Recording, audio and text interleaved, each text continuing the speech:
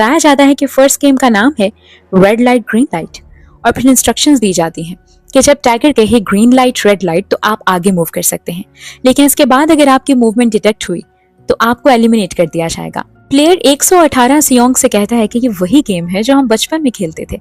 सियोंग कहता है ऐसा ही लगता है। नंबर 250 और 324 भी आपस में बात करते हैं कि क्या ये मजाक है, क्या ये लोग रियली हमसे ये गेम प्ले करवाना चाहते हैं, और दोनों बेट लगाते हैं कि जो पहले फिनिश लाइन तक पहुंचेगा वो 1 मिलियन वॉन जीतेगा।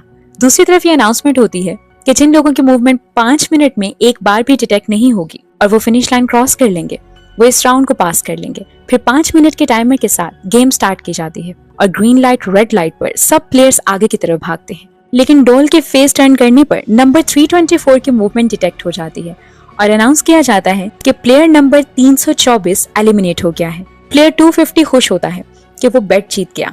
फिर गोली चलने की आवाज आती है